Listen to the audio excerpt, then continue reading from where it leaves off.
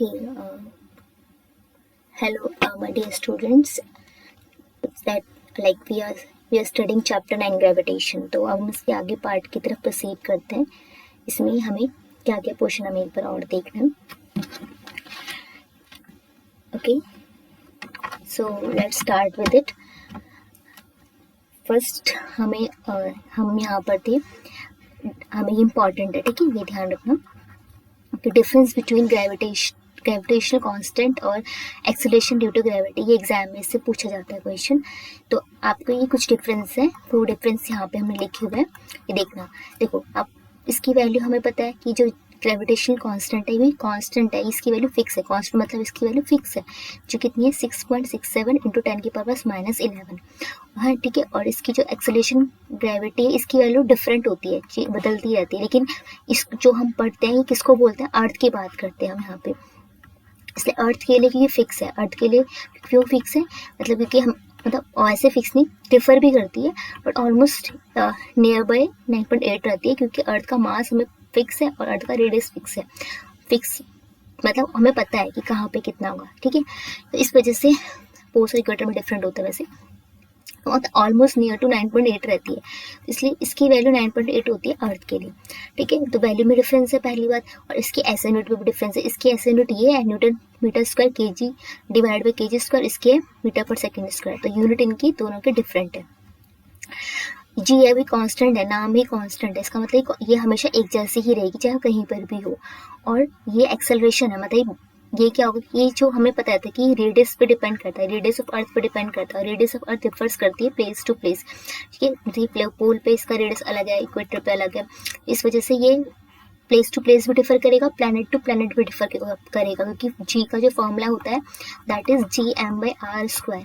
तो अब ठीक है, तो इसका मतलब ये हमारा मास अगर प्लैनेट का अलग होगा, रेडियस अलग होगा, प्लैनेट चेंज हो गया, अर्थ से हम मून पे चले गए, किसी और पे चले गए, तो जी की वैल्यू चेंज हो जाएगी, ठीक है. और ये एक जो चीज़ हर जगह सेम रहती है उसको कोई फर्क नहीं पड़ रहा जगह से, तो वो स्केलर क्वांटिटी हो गई, और जो चेंज हो रही है वेक्टर क्वांटिटी हो गई. आप फिफ्थ पॉइंट में से बना सकते हो, इसका फॉर्मूला लिख सकते हो. जैसे हमें पता है कि F is equal to Gm1m2/d². तो अगर हम इसका निकालना है, जी का फॉर्मूला क्या बन जाएगा, FD² डिवाइडेड बाई M1m2, ठीक है. ये फॉर्मूला बन गया किसका, जी का.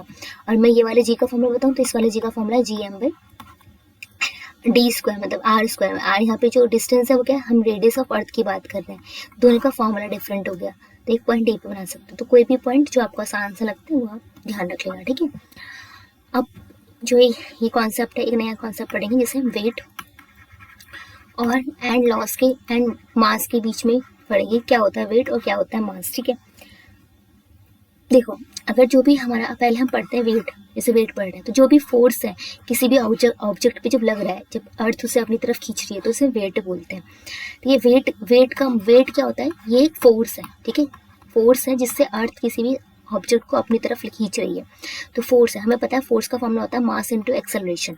तो अगर ये हमने चैप्टर 8 मोशन में पढ़ा है, अर्थ है, अर्थ की अब हम प्लेनेट की बात करें, ग्रेविटेशन चैप्टर पढ़ रहे हैं, तो इसका मतलब हर चीज़ जो कि डाउनवर्ड डायरेक्शन में गिर रही है that is acceleration due to gravity. तो इसलिए फॉर्मूला हो गया ये. और हमने ये देखा कि फोर्स ही किस फोर्स से अर्थ किसी भी ऑब्जेक्ट को अपनी तरफ खींचती है उसको वेट बोलते हैं. इसलिए वेट का फॉर्मूला हो गया M/g, ठीक है. ये समझ में आ गया, ठीक है. वेट का फॉर्मूला हो गया M/g. इंपॉर्टेंट है बेटा, ये भी सिनेमाइकस को भी पूछ जाते हैं, ठीक है. अब यहाँ पे आपको पता है W is equal to M/g. ये वाला है हमारा वेट, ये हमारा वो वेट मतलब ये हमारा है वेट. वेट क्या होता है, फोर्स, वो फोर्स ऑफ अट्रैक्शन जिससे अर्थ किसी भी ऑब्जेक्ट को अपनी तरफ खींच रही है. और M क्या हमारा मास होता है मैटर, कि किसी भी ऑब्जेक्ट में कितना मैटर प्रेजेंट है. समझो मैं एक सेम सब्सटेंस लेती हूँ, मैं ले रही हूँ आयरन, ठीक है. आयरन की एक बॉल है ये और एक बॉल है ये, ठीक है. दो डिफरेंट बॉल्स हैं, ये डिफरेंट बॉल्स हैं. तो आप ये बताओ कि जब ये बॉल 1 है और ये बॉल 2 है, तो किस में ज़्यादा मैटर प्रेजेंट होगा, आयरन का. बॉल 1 में प्रेजेंट होगा आयरन का मैटर ज़्यादा, या बॉल 2 में होगा. ऑब्वियसली बात है बॉल 2 में होगा, तो यही आपको देखा जाता है जिसमें, इसलिए मास जो होगा वो किसका ज़्यादा होगा, मास बॉल 2 का ज़्यादा होगा as compare to mass ball 1 का, क्योंकि मास मैटर किसमें ज़्यादा प्रेजेंट है, बॉल 2 में. तो कितना आपका अमाउंट ऑफ मैटर प्रेजेंट है एक सब्सटेंस में, इसको हम बोलते हैं मास. अब ऑब्वियसली बात है, जब उसके किसी भी ज़्यादा मैटर प्रेजेंट होगा, या हम अर्थ की बात करें, हम सारे अर्थ में रह रहे हैं, तो अर्थ 9.80 लगा रहे हैं, इतना ही एक्सेलरेशन लगा रहे हैं, तो इसलिए जिसका मास ज़्यादा होगा उसका हमारा वेट भी ज़्यादा आएगा, ठीक है। तो ये चीज़ यहाँ से हमें समझ में आ गई। अब देखो इसका ना एक चीज़ ये देखो, relation between 1 kg weight and express it into newton, ठीक है। अब देखो क्या है कि हमें पता है कि जो वेट होता है, द फोर्स होता है m इंटू ए, हमने देखा ये फोर्स से हमारी अर्थ खींच रही है किसी भी ऑब्जेक्ट को, तो उतना ही हमारा वेट है। अगर मेरा वेट निकल रहा है कितना भी, तो इसका मतलब मुझे अर्थ उतने ही फोर्स से खींच रही है। तो वेट का फॉर्मूला हो गया m इंटू जी, ठीक है। तो ये अब भी देखो मास कितना है किसी भी ऑब्जेक्ट का, अगर हम मानते हैं, ये मान रहे कि समझो एक ऑब्जेक्ट का मास कितना है 1 kg, ठीक है। और जी हमें पता है कितना होता है, जी होता है 9.8 मीटर पर सेकेंड स्क्वायर, ठीक है। तो इसलिए अगर जिस ऑब्जेक्ट का मास 1 kg होगा, मतलब उसमें 1 kg का मैटर प्रेजेंट होगा, तो उसका वेट जो है हमारा कितना आएगा, 9.8 न्यूटन आएगा। वेट की यूनिट होती है न्यूटन, ठीक है। अब पता है क्या होता है, जब तुम वेट नापते हो ना, तो तुम अपने आप को ना केजी में ही बोल देते हो, बट हम ना क्या करते हैं कि केजी में इसलिए बोल देते हैं, हम न्यूटन को केजी के इक्विवेलेंट समझ लेते हैं, मतलब ऐसा हम आम बोलचाल की भाषा में यूज कर देते हैं कि हमारा वेट 100 किलो है, ऐसे बोल देते हैं, बट ये रॉन्ग वे है ऑफ सेइंग, ठीक है। इन साइंटिफिक लैंग्वेज एक्चुअली क्या होता है, वेट अलग है, मास अलग है। पता है वो हम इसलिए बोल देते हैं कि हम सारे के सारे, जैसे चाहे हम है, तुम्हारा दोस्त बहुत मोटा है, ठीक है, दोनों कहाँ रह रहे हैं, दोनों अर्थ में ही रह रहे हैं। तो अब दोनों का इसका जिस जो हैवी होगा इसका मास ऑब्वियसली ज्यादा होगा, इसका मास बड़ा है, इसका मास ज्यादा होगा, इसका मास कम होगा, पता है। तो क्योंकि इसमें मैटर ज्यादा प्रेजेंट होगा, इसमें मैटर कम प्रेजेंट होगा, तो इसलिए अब पता है जब हमें वेट निकालना है तो मुझे इसमें जितना मैटर प्रेजेंट है उसको मल्टीप्लाई करना है जी से, और इसका वेट निकालना है, इसको अर्थ कितने फोर्स से अट्रैक्ट कर रही है, तो इसमें जितना मैटर प्रेजेंट है उसको मल्टीप्लाई करना है जी से। तो जी तो फिक्स है ना 9.8, तो इसलिए जिसमें मैटर ज्यादा होगा उसका वेट ऑब्वियसली ज्यादा ही आएगा। इसी वजह से हम हम बोल देते हैं कि न्यूटन की जगह हम केजी बोल देते हैं, ठीक है। अब ये क्वेश्चन, ये इस पे भी डिफरेंस आ जाता है, जैसे जी वर्सेस जी पे आता है क्वेश्चन, ऐसे ही मास वर्सेस ग्रेविटी इस पे आता है, वेट पे आता है, ठीक है। तो जैसे ये वेट है और ऐसे समझ लो ये मास है, ठीक है। मास का फर्स्ट लेटर है, इसको एम से दिखाते हैं, और वेट का फर्स्ट लेटर है, इसको डब्ल्यू से दिखा रहे हैं, हम ऐसे समझ लो, ये एम से दिखा रहे हैं, इसको हम डब्ल्यू से दिखा रहे हैं। मास जो है कितना किसी भी ऑब्जेक्ट में हमारा मैटर प्रेजेंट है उससे हम बोलते हैं मास, ठीक है। यहाँ पे हमें लिखा होगा the total quantity of matter contained in an object is called mass of an object, कितना मैटर प्रेजेंट है, ठीक है। तो अगर जितना ज्यादा मैटर होगा उतना उसमें न्यूटन मतलब का फर्स्ट लॉ ऑफ इनर्शिया हम उससे मेजर करते हैं, ठीक है। तो उतना उसका डिफिकल्ट होगा अपनी पोजीशन से मूव करना, तो मास किसी भी ऑब्जेक्ट का मेजर कर सकते हैं इनर्शिया के थ्रू, ठीक है। लेकिन वेट का फॉर्मूला क्या है, वेट में हम क्या करेंगे, हमें वेट निकालना है तो मुझे उसके लिए पहले उसका मास पता होना चाहिए, ये वाली चीज हमें पता होनी चाहिए, तो इससे मैं जी की मल्टीप्लाई कर लूंगी तो मेरा वेट निकल जाएगा। तो वेट का फॉर्मूला होता है मास इंटू एक्सेलरेशन, ठीक है। और इम्पॉर्टेंट पॉइंट है, आपको ये ध्यान रखना है कि इसकी ऐसा यूनिट क्या होती है, केजी होती है, इसकी ऐसा यूनिट होती है न्यूटन, ठीक है।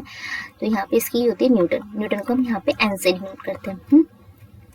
और मास क्या है, एक मास यहाँ पे इसमें ठीक है, पॉइंट आप देख लेना, ये जो है ये केजी है, तो कितना मैटर प्रेजेंट है। अब देखो आपके अंदर कितने कॉन्स्टिट्यूएंट है पार्टिकल्स की, जैसे 2 बॉल की बात की थी हमने, बॉल 1 बॉल 2 भी, तो जितना इसमें कितने आयरन के पार्टिकल्स प्रेजेंट है तो वो हर जगह सेम रहेंगे ना।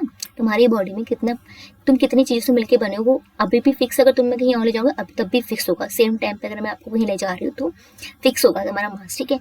जब मास फिक्स है तो इसका मतलब क्या होगा, ये कांस्टेंट रहेगा हर जगह पे, ठीक है, क्योंकि मैटर तो उस ऑब्जेक्ट के सेम है।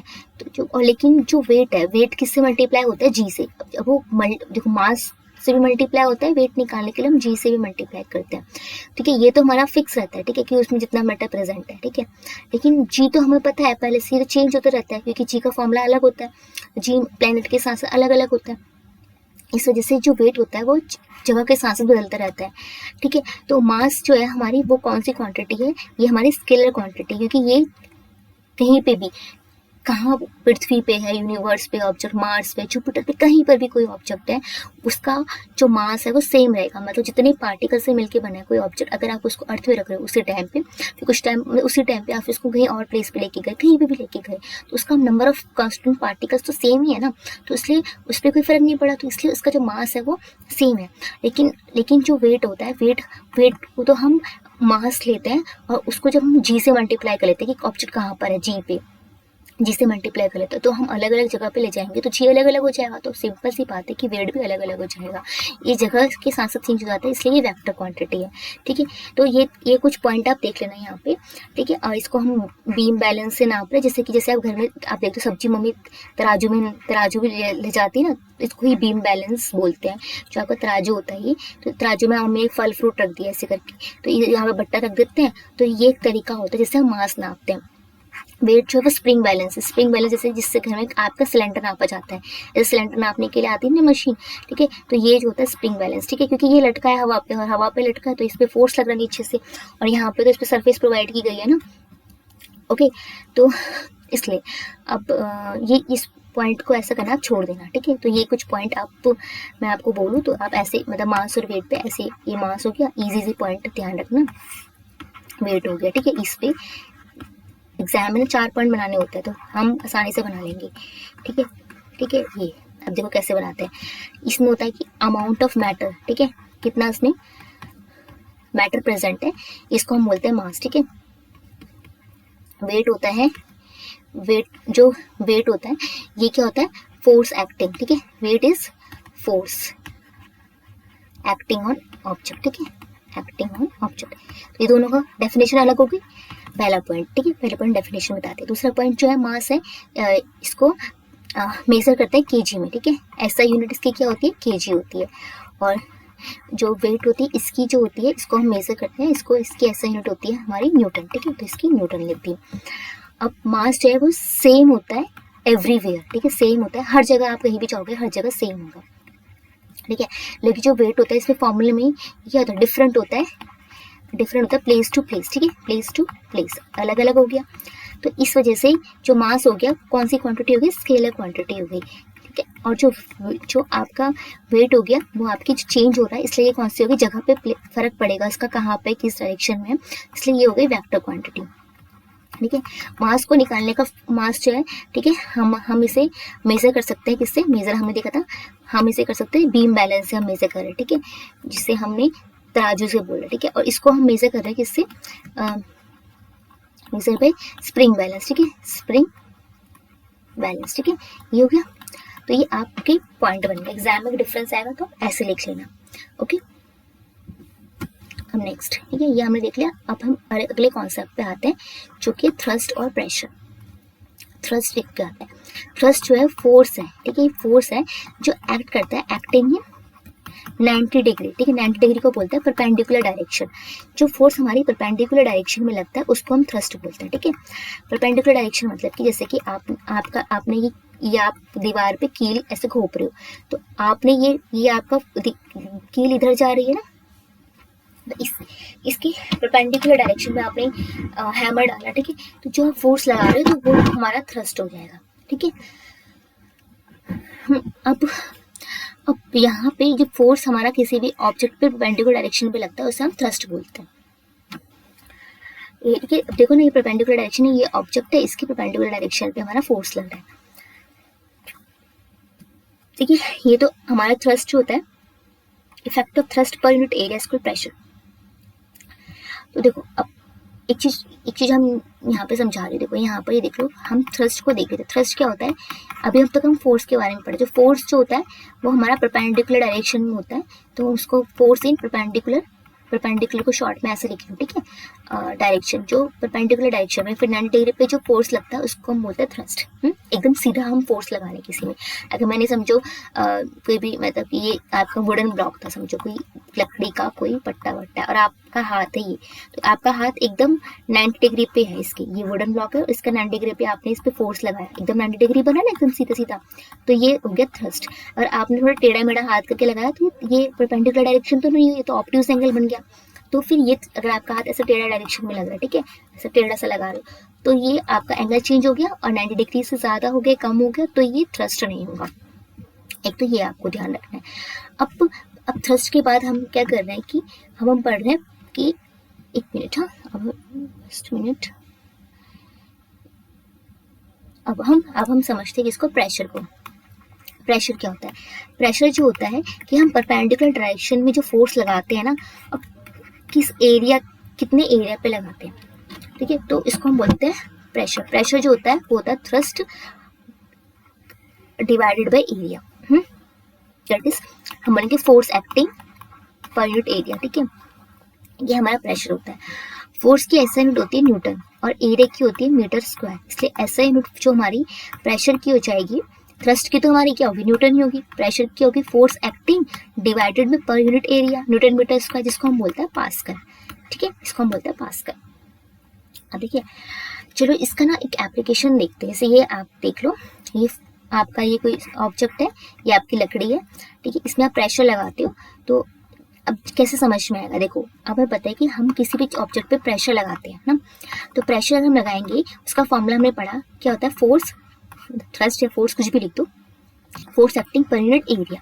तो अगर आपका फोर्स बढ़ता जाएगा तो उतना प्रेशर बढ़ता जाएगा, ये तो पता है, क्योंकि ये दोनों ऊपर ऊपर एक जैसे सामने सामने, जो आमने सामने होते हैं डायरेक्टली प्रोपोर्शनल होते हैं, मतलब ये भी बढ़ेगा तो ये भी बढ़ेगा, ठीक है, तो फोर्स बढ़ेगा तो प्रेशर बढ़ेगा। अब देखो, जितना अगर आप किसी भी चीज़ को दबा रहे हो, बहुत प्रेशर लगा रहे हो, तो अगर आपने हल्के से दबाओगे तो हल्का सा प्रेशर लगेगा, ज़्यादा दबाओगे तो ज़्यादा प्रेशर लगेगा, ठीक है। तो एक चीज़ तो ये समझ में आ गया कि एक तो हमारा फोर्स बढ़ाएंगे तो प्रेशर बढ़ेगा। अब एरिया पे देखो, अब यही आप ऐसी फोर्स लगा रहे हो, सेम फोर्स लगा रहे हो, सेम ताकत लगा रहे हो इस जगह पे, लेकिन एक बार आप ताकत अपने अंगूठे से लगा रहे हो जिसका एरिया इतना है, ज़्यादा है, और एक बार वही ताकत सेम ताकत लगाई आपने, सेम फोर्स लगाया, लेकिन उस टाइम पे, दूसरे टाइम पे आपने क्या किया कि आपने उस जगह पे अपना ड्राइंग पिन ले लिया, ठीक है।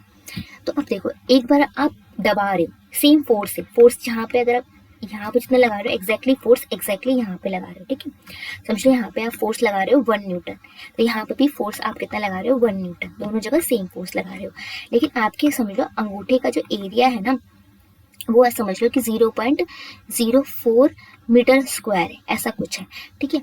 और तो लेकिन आपकी जो कि एरिया मतलब कितनी आपके अंगूठे ने जगह ली है वुड को टच करते हो, समझो इसने इतनी जगह ली है, तो आपकी पिन ने तो बहुत ही कम जगह ली है, तो इसका तो बहुत ही कम होगा, तो इसका 0.001 मीटर स्क्वायर ऐसा हमने लिया, किसने और भी बहुत ही कम जगह लिया। तो अब मैं निकाल रही हूँ कि हमारा प्रेशर कितना होगा, ठीक है, प्रेशर होता है फोर्स अपॉन में एरिया। तो अब ऐसे हमने सॉल्व किया तो आ गया 25 न्यूटन डिवाइडेड मीटर स्क्वायर, तो आ गया यहाँ पे इतना आ गया, इतने पास्कल लगा, 25 पास्कल लगा प्रेशर। इस वाले केस पे कितना लगा, इस पे प्रेशर निकालेंगे, फोर्स अपॉन में एरिया, फोर्स ऑफ 1, एरिया कितना ये गया 1000, देख लो, तो सेम फोर्स लगाया है आपने, यहाँ पे भी 1 न्यूटन फोर्स लगाया, यहाँ पे भी 1 न्यूटन फोर्स लगाया, लेकिन एरिया जैसे बदला वैसे क्या हो गया, फोर्स बढ़ गया। यहाँ पे 25 पास्कल फोर्स लग रहा है और यहाँ पे आपने एरिया कम ले लिया, तो उसका वहाँ पे कितना पास्कल फोर्स लग गया, 1000 पास्कल। समझ में आया? इसको हम ऐसे ही समझेंगे, ठीक है। तो ये फोर्स जो है एरिया के इनवर्सली प्रोपोर्शनल, जितना एरिया हमारा कम होगा उतना फोर्स ज़्यादा होगा। पहले वाले ऑप्शन में एरिया ज़्यादा था तो फोर्स क्या लगा, कम लगा। दूसरे वाले ऑप्शन में एरिया कम था, तो कितना कम टच कर रहा है सरफेस को, है ना, इतना सा टच कर रहा है, तो फोर्स तो प्रेशर है आपका ज़्यादा लग गया, ठीक है। यही अब ऐसे ही आपका ना एक एनसीईआरटी का न्यूमेरिकल भी है, इस पे एक बार वो एग्जाम्पल वाले पोर्शन पे ही है। अब देखो, आप मुझे खुद बता दो कि 2 ईंटें हैं, ठीक है, 2 ईंट रखी है, कौन सा ईंट ज़्यादा प्रेशर लगाएगी। पहली ईंट का जो है, देखो पहली ईंट जो है, ठीक है, इसका प्रेशर का लिखेंगे तो फोर्स अपॉन में एरिया की बात करते हैं ना, तो पहले ईंट ने कितनी सारी जगह ले ली, देखो इतनी सारी जगह ली है, दूसरी ईंट ने बहुत कम जगह ली है, तो इसलिए जो प्रेशर होगा वो प्रेशर बी वाली ईंट का ज़्यादा होगा एज कम्पेयर टू ए वाली ईंट का, ठीक है, क्योंकि इसका एरिया कम है। क्लियर है? तो इसलिए इस पे ज़्यादा प्रेशर लगेगा, ये बात समझ में आ गई। तो जैसे यहाँ पे कुछ चीज समझा रखी है, देखो यहाँ पे the feet of this man wearing ordinary shoes have sunk into the soft snow because due to small size of shoes the weight of man falls on a small area of soft snow producing a large pressure।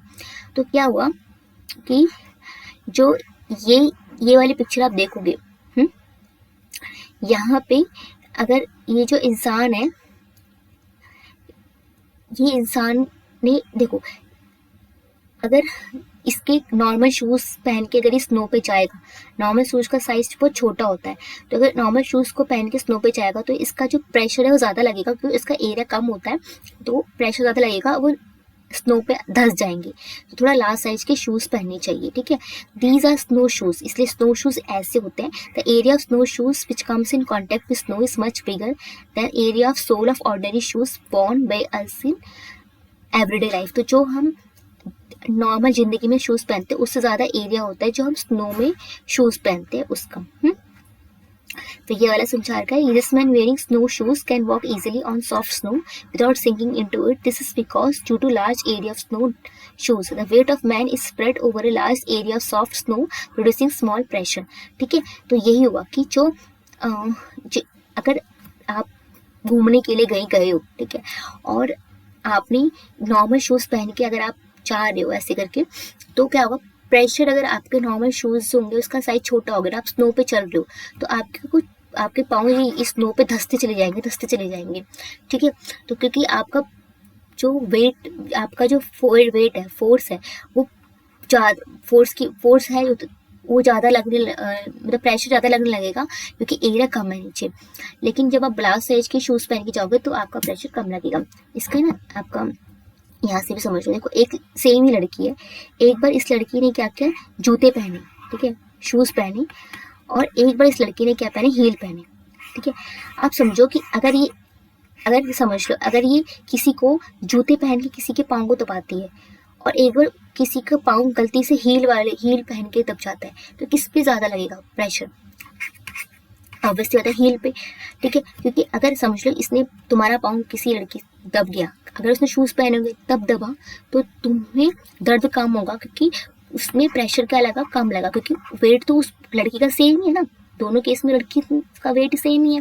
जब wait दोनों का case same है तो एक बार आपको ज़्यादा pressure लग रहा है, एक बार आपको बहुत दर्द हो रहा है, बहुत प्रेशर, ठीक है, लेकिन एक बार आपको कम हो रहा है क्योंकि एक बार उसने जो जूते पहने, और जूते जो कितना ज़्यादा एरिया, देखो इसने कितना ज़मीन को टच किया हुआ है, देखो इतना सारा एरिया है, मतलब इसने इतने सारा ज़मीन को टच किया हुआ है। तो इसने पहले, मतलब इस वाले केस में पहले वाला केस, दूसरे वाले केस में इसने बहुत ज़्यादा ज़मीन को टच किया हुआ है, तो इसका एरिया क्या है, ज़्यादा है, एरिया ज़्यादा है तो प्रेशर कम लगेगा। लेकिन क्या हुआ कि वही लड़की थी, उतना ही उसका वेट था, ठीक है, तो लेकिन इसका क्या हुआ कि एरिया क्या हो गया, बहुत कम। देखो पेंसिल कितना टच कर रही है, सिर्फ इतना टच कर रही है, और इतना टच कर रही है, सिर्फ इतना टच कर रही है ग्राउंड को, तो इसका एरिया क्या हुआ, कम हो गया, तो प्रेशर क्या हो गया, ज़्यादा हो गया, तो इसलिए ज़्यादा आपको हर्ट होगा अगर आपका पाँव दब गया तो ऐसे केस में किसी के, ठीक है। तो ये समझ में आ गया। यहाँ पे ना ये क्वेश्चन है, एक इस क्वेश्चन को देख लेते हैं और कुछ इसका एप्लीकेशन देख लेते हैं। इसमें यहाँ पर देखो, यहाँ पे क्या बोला है कि क्वेश्चन है 1 है, जैसे कि एक फोर्स है जो किसका, उसका 100 न्यूटन है। देखो आपको समझ नहीं आएगा ना कि क्या गिवन है, तो इसकी ऐसे यूनिट देखा करो, न्यूटन लिखा है, न्यूटन किसकी ऐसे यूनिट होती है, फोर्स की होती है, ठीक है।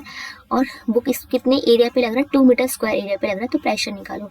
अरे हमें पता है प्रेशर क्या होता है, फोर्स अपॉन में एरिया होता है, ठीक है। देखो दोनों की ऐसे यूनिट में ही दिया हुआ है, फोर्स हमारा 100 न्यूटन है, एरिया हमारा 2 मीटर स्क्वायर है, कटा हमने कैंसिल किया, 50 आ गया न्यूटन पर मीटर स्क्वायर, जिसको हम 50 पास्कल भी लिख सकते हैं, कैपिटल भी स्मॉल है। क्लियर है, हो गया न्यूमेरिकल सॉल्व, ठीक है। नेक्स्ट इसका एप्लीकेशन है, जैसे आपसे पूछेंगे, जैसे समझो कि स्कूल बैग्स की जो ये तनियाँ है ये बहुत मोटी मोटी क्यों बनाते हैं। अगर समझो सेम स्कूल बैग जो आप स्कूल लेके जाते हो, अगर मैं इसको बहुत पतले धागे से लगा दूँ, ठीक है, घर में कोई पतला सा धागा पड़ा या फिर नाड़ा वाड़ा कुछ पड़ा, आप उसको ऐसे लगा दो और इसमें कॉपी किताब भर के ले जाओ, और एक बच्चे ने सेम वही बैग पे एक मोटी सी स्ट्रिप लगा दी और वो कॉपी किताब लेके जा रहा है, तो किसको हल्का लगेगा, पहले वाले केस को हल्का लगेगा बैग कि दूसरे वाले को? देखो जिसकी स्ट्रिप मोटी होगी उसको बैग हल्का लगेगा, क्योंकि उसका बैग का फोर्स तो सेम है, लेकिन पहले वाले केस में एरिया कम हो गया क्योंकि बहुत पतली सी, पूरा भार इस पे आ रहा है, तो एरिया कम हो गया तो प्रेशर ज़्यादा लगेगा, तो इसलिए आपका कंधे दर्द करने लग जाएंगे। दूसरे वाले केस में एरिया ज़्यादा है तो प्रेशर कम लग जाएगा, एरिया ज़्यादा है तो प्रेशर कम लग जाएगा, और क्या होगा फिर इसको इतना उसके कंधे इतना दर्द नहीं करेंगे। इसलिए आपके स्कूल के बैग की जो स्ट्रिप होती है वो मोटी बनाई जाती है, ठीक है। दूसरा जैसे कि इसका एग्जाम एनसीईआरटी में ऐसे क्वेश्चन पूछे गए, चाकू। जो चाकू है, अब देखो अगर आपके घर पे चाकू है और अगर वो बहुत शार्प होगा तो उससे सब्जी कटेगी, अगर वो शार्प नहीं होगा तो सब्जी नहीं कट पाती। लेकिन चाकू तो सेम है और तुम ताकत लगा रहे हो, ठीक है, तो ऐसा दोनों में सेम ताकत लगा रहे हो, लेकिन जो शार्प होगा उससे सब्जी कटेगी, और जो समझो ये मोटा है वो शार्प नहीं है, जो मोटा है उससे सब्जी नहीं कट पाएगी। ऐसा क्यों? ये जो मोटा है तो उसका एरिया क्या हो गया, ज़्यादा हो गया, तो क्या हो गया, प्रेशर क्या लगेगा, कम लगेगा, इसलिए सब्जी कटने में मुश्किल होगी, ठीक है। हम फोर्स लगाए जा रहे हैं लेकिन प्रेशर कम लगेगा। दूसरे केस में एरिया इसका कम हो गया, बहुत पतला है तो मतलब बहुत कम टच करेगा सब्जी को, बहुत कम टच करेगा तो इसका एरिया क्या हो गया, कम हो गया, तो प्रेशर क्या लग जाएगा उसमें, हल्का मतलब ज़्यादा लगेगा। सेम फोर्स पे ज़्यादा प्रेशर लगेगा इस केस में और सब्जी आराम से कट जाएगी। तो इसलिए जब चाकू बहुत मोटा होता है तो उसके धार बनाने के लिए लेके जाता है ताकि उसको पतला कर दी, जब वो पतला हो जाएगा तो इसका एरिया कम हो जाएगा, एरिया कम हो जाएगा तो प्रेशर ज़्यादा लगेगा और इसलिए आसानी से हमारी सब्जियाँ वगैरह कट जाएंगी। क्लियर है? यहाँ पे भी ऐसे देखो, यहाँ पे बताया कि जो मोटे मोटे टायर हमें ट्रैक्टर में लगाए हैं, ठीक है। The wide tyres of this tractor spread the weight of tractor and its trolley over a large area of ground producing lesser pressure on ground so that it can travel over soft and muddy ground without sinking in it, ठीक है। देखो जो tractor होते हैं, जो भारी भरकम से आपको व्हीकल्स दिखेंगे, ठीक है, इनके जो टायर होते हैं वो क्या होते हैं, बहुत चौड़े चौड़े होते हैं, चौड़े चौड़े टायर्स बनाए जाते हैं, ठीक है। साइकिल का टायर आप कभी देखो कि साइकिल का टायर जो पतला पतला टायर है कि वो हम हमारे ट्रक के टायर लगेंगे नहीं, क्योंकि साइकिल का वेट क्या, साइकिल अपना अलग वेट होगा, साइकिल का फोर्स क्या होगा, कम होगा, ठीक है। साइकिल का वेट कम होगा मतलब उसका फोर्स कम होगा, तो साइकिल जिसका अब ठीक है, तो अब प्रेशर अगर हम साइकिल वाले टायर लगाने लग जाए, इसे बहुत पतले टायर हमने लगा दिए तो क्या होगा, तो ये इस पे एरिया कम हो जाएगा, एरिया कम हो जाएगा तो प्रेशर ज़्यादा लगेगा, ठीक है, फोर्स लग रहा है प्रेशर और भी धंस जाएंगे, ठीक है ना, दब जाएगा, ठीक है। क्योंकि तो इसलिए हमने मोटे मोटे टायर्स लगाए। टायर का मोटा लगाना इसलिए ज़रूरी था क्योंकि जब टायर का एरिया बढ़ जाएगा तो प्रेशर कम लगेगा और इस वजह से आराम से ये चल पाएगा, ठीक है, आराम से ये हैवी व्हीकल्स को ले जा लेंगे और डिफिकल्ट सिचुएशन पे भी आराम से चल जाएगा। ये आपकी रेल की पटरी है, रेल की पटरी के देखो कॉन्क्रीट स्लीपर्स और wooden sleepers are kept below the iron rails of railway track so that the weight of a passing train is spread over a large area of ground and the track may not sink into the ground, ठीक है। ऐसा बताया कि जैसे कि अगर आपके इसके ऊपर ट्रेन जाएगी, छुक छुक करके ट्रेन आपकी जा रही है, ठीक है, ट्रेन आपकी यहाँ पे जाएगी तो ऐसा क्यों, यहाँ पे क्या किया, यहाँ पे कूड़े यहाँ पे वो पत्थर वत्थर रख दिए, ताकि पत्थर वत्थर रख दिए क्यों, ताकि क्या होगा कि इसका एरिया बढ़ जाए, बहुत सारा एरिया बढ़ गया ना, एरिया बढ़ जाएगा तो प्रेशर, एरिया बढ़ जाएगा तो प्रेशर क्या लगेगा, कम लगेगा। अगर ये पत्थर वत्थर नहीं भरे होते तो क्या होता है, एरिया सारा का सारा एरिया कम होता, सिर्फ ये इसी का जो होता है ना, इसी का एरिया था ना, जो आपके रेलवे ट्रैक है सिर्फ इसी का लोहे का जो बना इसी का एरिया होता, तो एरिया कम होता तो प्रेशर सिर्फ इसी पे लगता। अब क्या किया, इसको बराबर कर लिया और इसमें पत्थर वत्थर भर दिए ताकि एरिया क्या हो गया, बहुत सारा हो गया, बढ़ गया, जैसे एरिया बढ़ गया तो पूरी पटरी जैसा एरिया हो गया, एरिया बढ़ गया, प्रेशर कम हो गया और फिर आराम से जो ट्रेन का भार आराम से चल जाएगा, इसलिए पूरा भर के रखता है, ठीक है। अब ये मैंने बताया था जब हम वेट और मास के बारे में पढ़ रहे थे तो हम बताया था कि इसको हम क्या बोलते हैं, मैंने कहा जिससे हम वेट नापते हैं इसे हम बोलते हैं हम स्प्रिंग बैलेंस, ठीक है, इसे हम स्प्रिंग बैलेंस बोलते हैं। और ये जो इसमें हमने क्या किया, इससे हम क्या मेजर करने के लिए होता है हमारा ये वेट यूज, देख लो ये हमने लगाया, ये हमारा हवा पे लटक रहा है ना, हवा में लटक रहा है क्यों, क्योंकि इसे अर्थ अट्रैक्ट कर रही है ना, इसकी तरफ जा रहा है तो इसलिए इसमें ग्रेविटी लग रही है, तो ग्रेविटी लग रही है तो ये क्या लगेगा, ये हमारा फोर्स मेजर करेगा, फोर्स मेजर करेगा तो ये हमारा वेट मेजर करेगा, फोर्स ही तो वेट होता है, तो इस वजह से ये जो आपका स्प्रिंग बैलेंस है वो आपका वेट मेजर कर रहा होता है, ठीक है। ये तराजू है, तराजू ऐसा तो नहीं है तो इसको सपोर्ट दिया गया है, तो इसका मतलब इसमें ये बीम बैलेंस है, सपोर्ट देके हवा में तो नहीं लटक रहा, ये क्या आपका मेजर करेगा, ये आपका मास मेजर करेगा, ठीक है। तो ये आपका मास मेजर लेबोरेटरी में बहुत अच्छे कंडीशन में रखा जाता है, ऐसे लैब में केमिकल जब हम मेजर करते हैं ना तो क्या होता है, ताकि हवा वगैरह कोई इफेक्ट ना करे, उसका भी मास ना आए, हवा वगैरह का, हवा में भी तो पार्टिकल्स है ना, उसका मास ना है, इस तरीके से इससे कंडीशन बनाई जाती है, इसको रखा जाता है, ठीक है। और ठीक है, ताकि एक्यूरेट एक्सपेरिमेंट हो, ठीक है, तो ऐसे इस तरीके से मास मेजर किया जाता है, क्लियर है। तो अब है ये वाला, ये जो आपके एग्जाम में इस ऐसी एप्लीकेशन पूछ लेते हैं इसका, जैसे कि pressure depend on two factors, किस पे डिपेंड किया, प्रेशर का फॉर्मूला ये भी पता है, फोर्स अपॉन में एरिया है, तो प्रेशर किस पे डिपेंड करेगा, फोर्स पे डिपेंड करेगा, एरिया पे।